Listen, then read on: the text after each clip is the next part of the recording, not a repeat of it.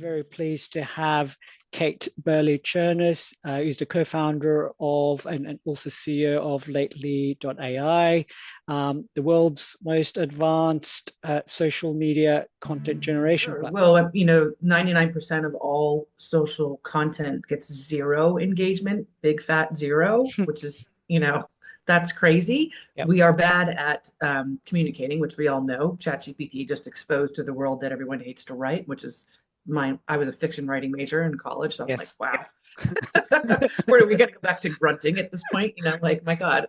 But so, helping marketers obviously cut through the noise is the task that's always been at hand. Mm.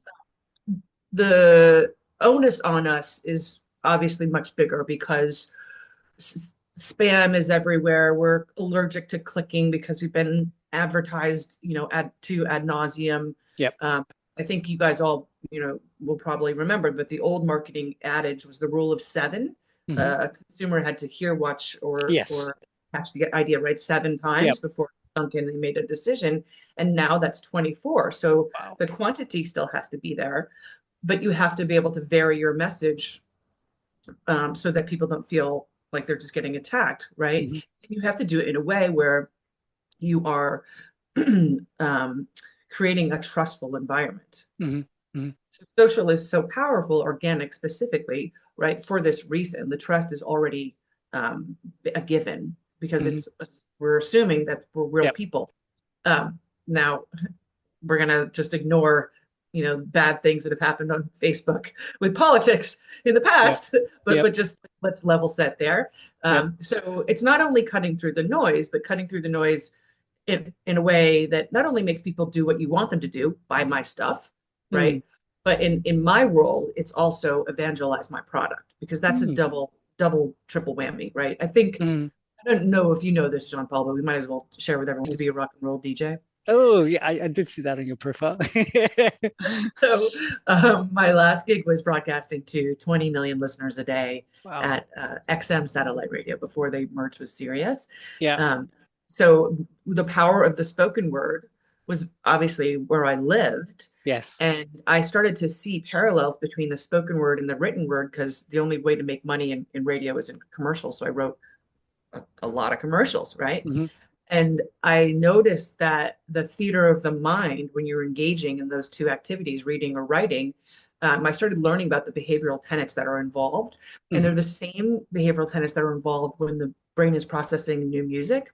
So I was like, wow, this is crazy. All these threads aligning to me. And we had this weird experience, Jean Paul, where listeners would think we were speaking to them Mm. directly. I'm waiting for the world to cotton onto this, that anyone can save time now.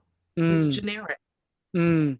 It doesn't qualify you as smarter or better at your job anymore, Yes. right? So, like, I know that there's a lot of obviously buzz around deep seek and everything else. Yes. Um, and my hope is that these kinds of evolutions will get people to imagine more, Mm. expect more of themselves. Let's just start with that. Yep. Yep. And I then, think just to restate that, you make a very good yeah, point. A lot of the kind of big strategic consultants have been talking about the main two kind of impacts of AI. One of them is mm-hmm. productivity. Another one they often talk about is at a kind of functional level. One of my old schools, you mentioned what you were doing. I used to be boring kind of process quality person. So I see a lot of things as a process. So the way I see it when we talk about revenue generation, and one of my earlier jobs was in sales, I'm saying, okay, in terms of revenue generation, closing deals, I used to do B2B sales in tech sector, right? Wow. So we want to kind of, how do we improve that to get orders and sales? And I think a lot of businesses care for that. And I think initially a lot of people started to just look at the, productivity side of things. And I think that's what you're saying, right? You're saying people need to look more into that, if I may call it that, to kind of expect more end to end for it to have an impact, right? Yes, Yep. absolutely. And it's the combination to what you're saying of expecting more of the AI itself, but really expecting more of humans kind. I mean, we still are the king of the forest or jungle here, Mm, even mm, with AI, right? I mean, mm, AI is still, I mean, agentic AI. even aside, which I don't even know if we can put it aside at this point, but I'm still cautious, Mm. is that, the reason ChatGPT feels so magical is because it just has the ability to analyze and assess so much more information than obviously any of us can in a quick amount of time, right? Yes. But we all still know that the prompts, if you and I prompted the same thing, we get the same answer. That's still Mm. true. Mm. Um, and right now, there's a lot of reasons, but the reason, so lately, it's not true, right? Mm. So if you give lately a piece of content to analyze, it will Yes. extract different components for you and for me because it has a secret weapon, which is we're tied to your analytics, your social Yep. media analytics, and we're always able to measure and see and recommend and predict kind of what will work for you. So there's we're not just throwing spaghetti on the wall, right? There's an actual Mm. measure of Mm. success that we can see. Mm-hmm. So that this is where AI needs to start going in Mm-hmm. order for the things we're talking about to happen. Yep. Um, and I'm just, but the thing is the human demand still isn't there. Humans are still satisfied with Mm. time, Mm. I get what you right? mean. So can I ask, like, can we talk a bit about just the social media process? You talked a Mm. bit about its ability to get higher engagement, higher conversion. The way we work is when we meet you, and we work with companies of all sizes and individuals who want to scale their organic social, right? Yep. And we will ask you to connect us to the social media channels you want to publish on. Yes. And we will study everything that you've published in the last 12 months. So this is the Yep. first thing that happens. Yep. So we're creating instantly a baseline and ranking your content.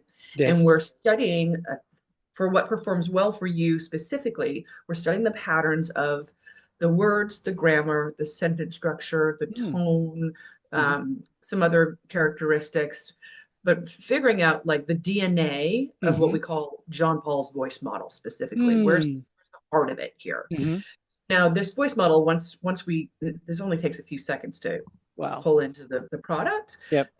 Now we can tell from here, obviously, we're mirroring your voice exactly now because we can see how you write. So there's Yes. no it's not hard to get to know you. You're right there in black and white. Yep. We can also see what your unique target audience is interested in, what they click on, comment, and share and like, right? So we have Mm-hmm. all this information, and Mm-hmm. now we can use it. Mm-hmm. So the voice model will alter itself on its own and grow and learn every time you publish anything, whether you do it through Yes. like me or something else, because it's got this continuous performance learning loop Mm-hmm. there. But once we have it, now we ask you to ingest long form content for it to analyze. Mm-hmm. So it could be text like a blog, a newsletter, press Mm-hmm. release, etc. Mm-hmm. It could be a podcast, so an audio file. Mm-hmm. It could be this workshop that we're Okay. doing here, Fantastic. right? Fantastic. Yep. Any piece of video. Yep. And what it's doing is it's taking your model, and the Yep. model is reading the Yes. the the blog, or it's reading the transcript of the video, doesn't matter, either one. And it's trying to find, okay, where are sentences, phrases, chunks that meet what's in the model. And Mm. it's going to find them and do two things. It's going to lift out the quotes first, Mm-hmm. like direct quotes of you, Mm-hmm. and put a short link back to the blog, or cut up the video with exactly who said that quote with a link back to wherever you want the video to be seen. And then it will also rewrite that content in a way that it knows the algorithms on the social channel that you've asked us to analyze, All right. like Mm. best practices of your target Mm-hmm. audience, stuff we Mm-hmm. can see that we know they like, Mm-hmm. best practices of the world at large. We have a lot Mm-hmm. of I know we have so much data from the tens of millions of posts we've studied before. We can see what works for different kinds of companies in certain places, et cetera, et cetera. Yes. So and then once you see the results, the highlights, the sizzle reels, you might call them, Yep. any edit you make, it's quickly learning. So if it says joyful and you would rather it say happy, and you correct it, Mm. it doesn't take long before it knows not to use that word anymore. Mm, fantastic. I like that. So it captures basically your own style, your brand style, or your voice, and then it also is analyzing what's happening on this social media platform. And then after that, does it go as far as actually generating the content for you? And how automated is it? Obviously, humans are obviously monitoring it. Can you talk a tiny bit about that? Yeah, so the generated content comes from those extracts. right? So the extracts that it rewrites is the generated content. And you might get, let's see, for a workshop of this size, you might literally get 40 posts, Mm-hmm. and it's pulling out sections, and it's very specifically not summarizing the call, right? It's Mm. looking for sexy, slight non sequiturs, and it's going to ask you to add in, it wants you to add in a little bit of context, but not much, Mm-hmm. because it knows that the sexy non sequitur is the thing that makes people click to want to hear Mm. more. Yep. It's a movie trailer, right? That's Yep. what Yep. it's Yep. looking Yep. Yep. Yep. for, trailers. And so let me explain to you why this matters. So I did this for a little company you all know called Walmart, Yeah. by hand back in the Yes. day before lately, Yep. and got them 130% ROI year over year for 3 years. Wow. 130. Right. That's phenomenal. That's the kind of stats we want to hear in terms of ROI on marketing. That's phenomenal with the help of AI. That's That's right. it's And it's really good. because like thank you. We're looking for the summaries of things are often not very interesting at all. Mm, John Paul interviews Kate Bradley Chernus from lately. Nobody knows what that is or who I am really, mm, right? So mm. like what instead it might say something like um it might pull out 99% of all social media gets zero engagement, right? Yep. There's a sexy snippet that Yep. someone's going to click and be like, what's more? I want to hear more of that. Really? Yep. Now, a bit about 2025, we're still early in the year. You gave me some indication in terms of where you're seeing some of the direction, which if I could summarize, you said, well, you expect less in kind of pure productivity improvement into what I would call as kind of more revenue generation, which to me kind of needs to look at processes, marketing processes, whether it's social media or any other process. Do you have any thoughts in terms of, you speak to a lot of companies, you speak to a lot of experts, any thoughts for 2025 in terms of possible directions or things to watch out for our audience here, primarily professional marketeers? Thank you. I mean, the thing to watch out for, I think, is like the dumbing down of humanity. I mean, I Hmm. don't believe we're going to smarten up this year. I think we will continue to be dumb about our AI and to give it much more credit than it deserves. Mm-hmm. I don't think we're I mean, I wish we would because then my product would, sell like hotcakes, but Yeah, we I'm all just believe in responsible AI, and right. Yeah, right. Responsible AI. I've been last year I was hoping to see more identification of AI products, kind of like, yes, um, when you have on your milk jug, like all the little components that tells you what's actually in it. yes. But in case it's more than milk, which it might be, if you're in America, sure, who knows what they put in Mm, there. Um, mm, but so like, they could say 92% of this message was written by AI or something like that. mm-hmm. And we haven't seen that. So that's interesting Right. because people don't care, right? Mm, But we mm. know we don't care because how many times does Apple tell you to check a box and agree to a term of 80 pages and you just do Don't it? read every Uh, word. Correct. Yeah. yeah. So I think the ethics piece Mm, will be winding down more or mm, less. mm. Um, we'll see. We'll see if anybody gets outright. What's the word? Mm. Outright outwitted. There we go. Yes. Outright Yes. outwitted Thank you. Well done. by AI or Hmm. so on. Um, but I Hmm. think the thing to really watch out about the most is what we said. Like, expect more of yourself. Understand that still you're In not charge. faster than AI, but you're still smarter. Yeah. Yeah, yeah. Thank you. And with those words, I think I want to finish this kind of quick interview. Thank you very much, Kate. Really appreciate your insights.